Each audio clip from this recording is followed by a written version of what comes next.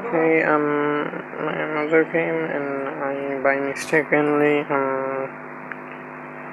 stopped the video without pausing that.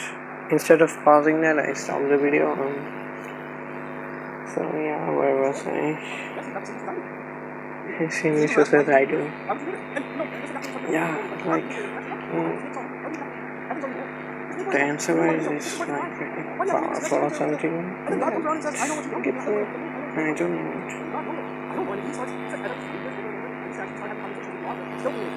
What do you know? What do you know? I'd like to know. And then the Quran answer taught how to read the Bible. Summarize it. What you know. But then you go. So the part of the angel, he protected others from the angel. He said, you read this, what do you know? Adam, Abraham, God said, yes, you need to read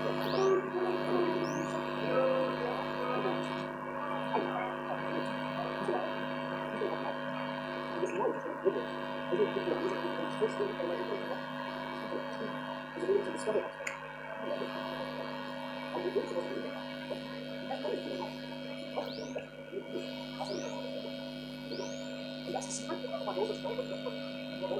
That's part of that secret. That's how it's out. That's great.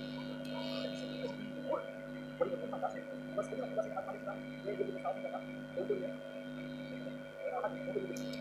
there's no fiery security guard standing next to the tree. There's no mention of the tree of good and evil. That's just a tree. Okay, like what was the answer? Like it was the ability to agent right or something, I guess. To be honest, really towards try to know how to express myself and so I guess that was kind of powerful something because reading or writing, yeah, knowledge, that was mainly the knowledge, the blessing of knowledge. And to get knowledge, you need to question. And the problem is today's people are kind of like they don't question that much anymore, or they only question about the like unnecessary things or something.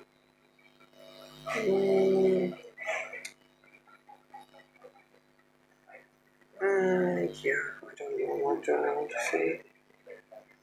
Yeah, the questioning thing was really a very big blessing. Like that's why I have got to follow, I guess. So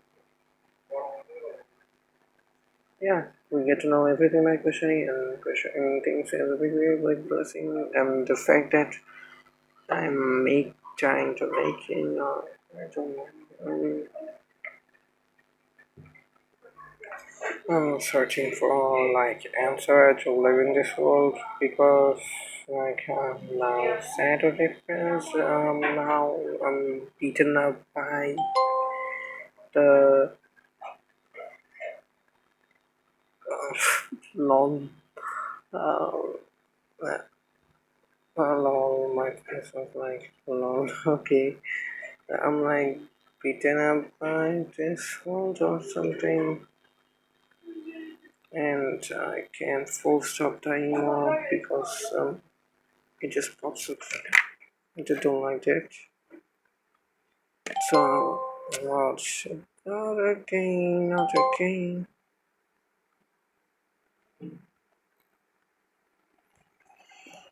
Um, and now I forgot what I was talking, what I was saying.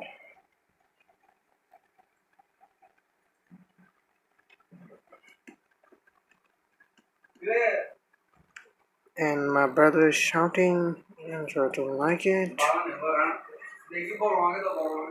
And he's shouting like really loudly. And I don't know, like my voice is breaking. Okay, where is the emo? I am I can't find the where is it? Yeah, my brother came here shouting, so, and I still can't find the email.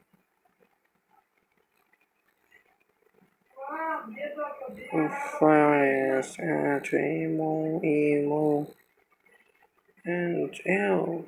Just can I find it? Okay, now it won't bother me anymore. So yeah, I forgot what I was talking about here. Like, um, the reason I'm sad to depressed, I was like searching for what the reason, the motivation for me to continue living happily. So yeah, this is how like I have listened this video before. Like now it's the third time, but knowledge also need to be reviewed. Like sometimes you need to time to reflect on the knowledge. And these talks are meaningless, I know, and I don't know, and I'm even talking about this. I guess to reflect on the points that's something I guess that reflect on the points that may make me happy or may give me my purpose or may give me meaning of life. So yeah. All we wanted to tell you is it's a. It doesn't seem like It's a what? huge deal. It's a prohibition. It's a tax. That's all. I just don't want you to go near this. That's it. You're a little bit. And if you do, you'll be among those who do it. And there's not. You're going to be the ones who do wrong if you do so. It's not. I'm going to burn you. You're going to suffer. You're going to be punished. I shall curse you. There's nothing. It's like, this God is not angry. Why is he mad? He's reading this. He's like, why is this? Look, this God is supposed to like put the fear of hell into to Adam to not go near this tree. But he's simply like, hey, there's a tree. You stay away from that one. He seems pretty chill about the whole. And then when the angel, when the devil finally does whisper, he doesn't whisper to him. He whispers to both. And what does he say? Azallahuma. He caused them to slip. So the professor says, I couldn't believe it. The biggest mistake made in human history, for which we are cursed on this planet. And this book calls it a slip. A slip is I accidentally wore your shoes out of the machine. That's a slip. This is a slip? This must be a bad translation. So he says, so cute. He says, I found my Arabian friends. And could you translate this word for word for me? And like, so, as Allah calls them to. Calls them to what? What's that word? Slip? Really? This is such a big deal in the biblical account. And my brother is so much interrupting me. If you compare this to what sins were the angels worried about? What are the angels worried about? Adam's getting from the fruit, They're worried about the spilling of blood, the causing of corruption, mass murder, genocide, rape, all kinds of things happen on this. Compare them to the eating of a tree, eating of a fruit. It is at the end of the day, from any measure of human intellect, it looks like a slip. It's a slip. So it's accurately described as Shaitan successful in causing them to. So by the way, the idea of a slip is once you slip, you what? You fall. In other words, the slip is the first part of a series of unfortunate events. Like imagine somebody slips at the top of the stairs. What happens? They keep falling, right? The idea is the first time you disobey Allah, maybe something's wrong. But it leads you down it, and you keep on falling. You keep on descending. Oh, you keep on falling. And then you descend as you go. Because when you slip, you do descend. Till you like get up and try to now he's like, now the curse is on. Now fix your problems or something. The punishment of hell, now the cursed life on earth, you shall toil, you shall suffer, and all of it. And Allah just says, descend from here, come down from here, you're going to be enemies to each other. Who's he talking to? He's talking to Adam and Iblis. Adam and Hawa being enemies to him. Iblis, he came to you as a friend. He can mention you from that tree, pretend to be your friend. But the reality is, when you live here, now you know, you're going to be what? Enemies to each other. He'll always come to you not as an enemy, he'll always come to you as a friend. So watch out, now that you know. And now the next part we find we're going to be enemies to each other. Great. Now how long is the life of why does he like so much shout? For a temporary while, you'll have to stay here. I don't like He was so underwhelmed, like, where's the epic anger? It disappeared. Okay, at least in the next verse or something, he's going to say, then God showed him what's dunya, and showed him the consequences of his deeds. The next words are, Adam alayhi salam came into contact with words from his master. I don't like such things all the time, it's all good. It's okay, you slip, and you move on with your life. You don't live in sin, you're not cursed, humanity's not descending into evil. But Adam alayhi salam still live great. In Jannah, now where is he? On earth there are emotions Adam has never felt. There's fear on you. There's sadness on you. There's pain on you. None of these experiences exist where? In Jannah. There's hunger on you. There's fear on you. There's sadness on you. There's concern on you. There's stress on you. There are all these negative emotions. So Adam alayhi salam is terrified. And Allah is terrified. How are we going to live here? It is difficult. And so what does Allah do? Well, come down.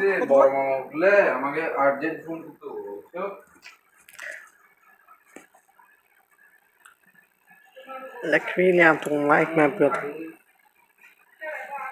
I'll give you how to manage it.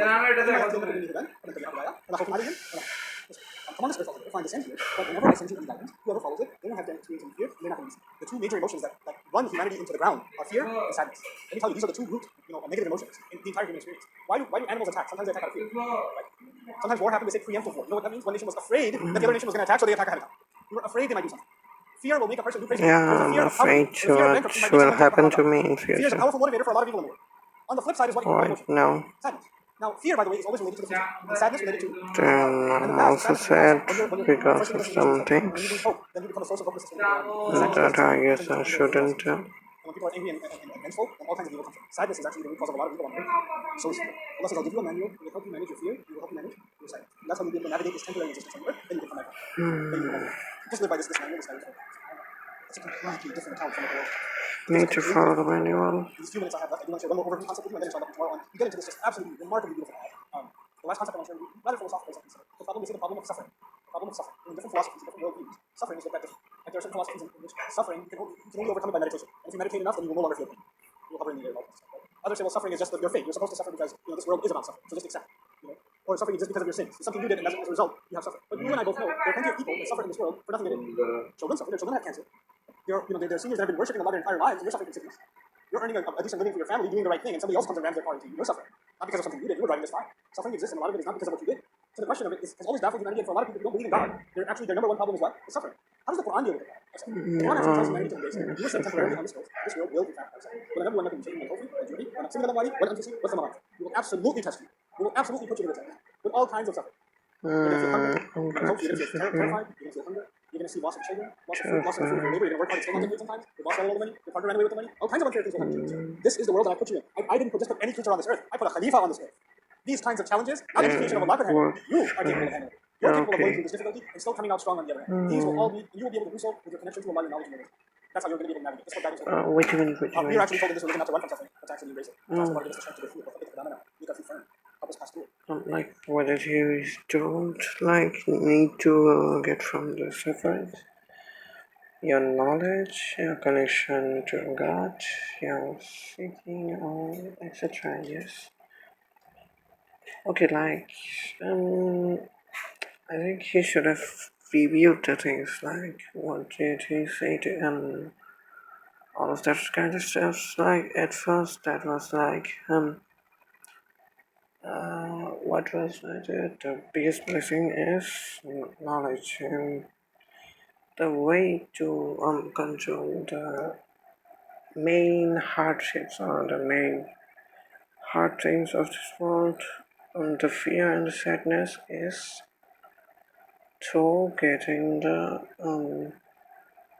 to following the manual, and you will be able to follow the manual through the knowledge you have gained, to the connection to God you have. Yeah, get it? Like you won't have future from fearness of future if you like have a good connection to God, because at that time you'll be like, I don't really that much care about my future.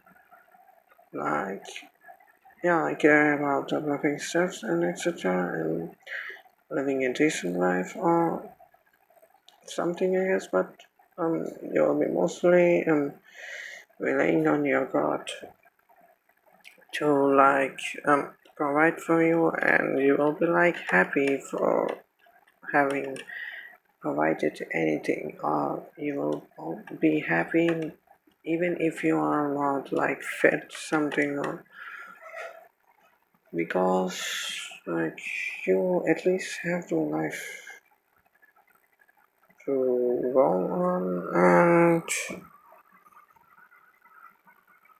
yeah, and also you won't have fear because you will know that there is heaven waiting for you the minute you die, so you will be looking forward to dying and not that much caring about future, so future doesn't matter, and you will not think about the past and become sad because the past really won't matter to you at all, because For in Islam, the main thing is like present. You will go to heaven, like even if you have sinned all your life, but repented the time before, just right before you are dying, and you'll still go to heaven. So all the past sins will be forgiven if you like. Just repent on the present and do the works, do the good deeds in the present, and the like past will not matter at all. So you won't be sad at all. You won't be afraid at all if you like have a great connection to God. And if you're not sad and if you're not afraid, then you can like handle any task, like the task, any task that you feel like will be great or will be good or will can benefit a lot. You can just go straight forward to that because you don't have any fear that the what will might be the consequences if the things goes wrong. Yeah, you sometimes don't have to be afraid of what might be the consequences if things goes wrong, but that fearness should like make the work more perfect, make you more good at your work, make you more responsible, not like being afraid and don't do not doing the work. So that will damage. So yeah, some kind of fearness is needed, and but the fearness should even more further develop the quality of the work. So yeah, connection to God is the key. The greater you have the connection to God, the greater you will lead a life of happiness. And then there's hope and joy, and there's sadness. But on the other hand, this word of Allah, this connection with Allah, will help you navigate through all of that. It's a realistic look at life. There's no escape from suffering. There's no escape from difficulty. Yeah, there's no escape. No one will escape from that. If you were put through something, because you were put through it. If you went through something as unfair as you and I might think it is, why did I have to go through it? Why did I have to suffer these? It has a purpose. It has a purpose, and first and foremost, you had to go through it because you were the only one. It has a purpose. You're the only one to it. There are some challenges in your life that I don't have. There are some challenges in my life that you don't have. Challenges in your life are like custom designed for you, because only you could have handled it. Challenges in my life, only Allah put for me. Yeah, it's like 100% truth. Then they passed it. That's the remarkable accomplishment. True. Some of you are familiar with taking the Bible back in the day, Robert development and all of that. And Robert, sometimes I wonder about it, like completely paralyzed. What possibly could be the good in that? And the good is obvious. How many countless people are finding the way to guidance and becoming grateful to Allah just by watching a clip about it? Just by watching a clip. Like, he's doing more good, not moving a single limb of his body than people that are like Olympic athletes can do. They could be that much good. Yeah. Allah has his own design, Allah has his own purpose, and all of it is summed up so beautifully inside of the story. Allah has makes us those who rely on Him, who understand the wisdom in the remarkable narrative of the Quran, and are able to enlighten the rest of the world with this beautiful guidance. Barakallahu li wa lakum fi al-Qur'an. Oh yeah. This audio is brought to you by Muslim Central. Please consider donating to So yeah, like I'm feeling much relieved now, and I guess I can point it out. And this lecture is kind of like the key points are kind of like memorized by me now. The key points were, the first one was the first one was yeah, I forgot. I think I just need to think for a while or something. Okay, I don't know if the video is recording in like sleep mode or not. So I think I should check out. And then yeah, the key points are like the first key point was yeah, record screen with screen off. Okay, wait. And that way like the file size is also lower when I'm just talking. Like this video is 4 minutes 14 minutes and 15 seconds, and this is 279 MB, and this is 13 minutes and 30 seconds, and this is 100 MB because I like kindly screened off at sometimes in that video, and I didn't screen off the 14-minute one. So yeah, that was it. And the key points, like first one was the blessing of knowledge. Yeah, now I remember that the first one was blessing of knowledge, that we can analyze knowledge, we can ask questions, we can get knowledge. Yeah, that's a very big blessing. And my voice is breaking because I think my say in Bangla like throat is broken or something, but I don't remember what will it be in English. Okay, I don't remember. So yeah, the blessing of knowledge, and then what was it? The blessing of knowledge, and then what was that? Oh man, did I forgot? The blessing of knowledge, and what was last was sadness and fearness, and the blessing of knowledge, and having to analyze the blessings, I guess, something like that.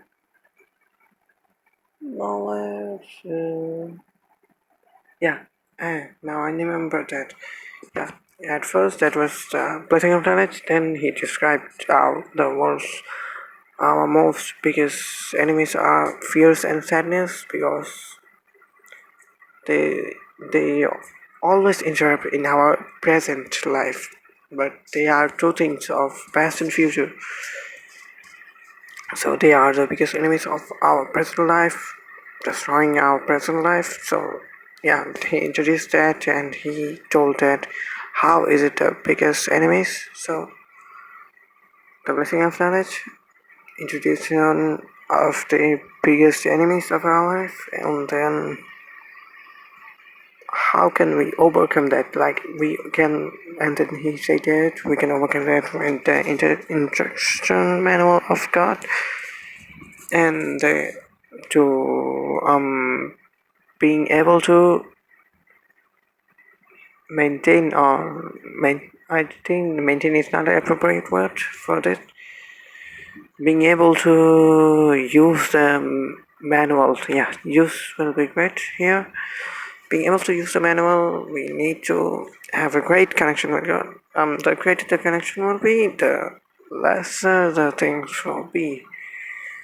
The lesser will be your sadness, and the lesser will be your fearness. Yeah. And now I remember the key points: blessing of knowledge, the definition, why sadness and fear are the most biggest enemies of us. Then what was it? Then we can overcome those two enemies with the instruction manual. We need to have a great connection with God to read, to use the instructions, and yeah, that is how I can live a good life. And yeah, now I'm feeling relieved, feeling good, and kind of feeling motivated to go on.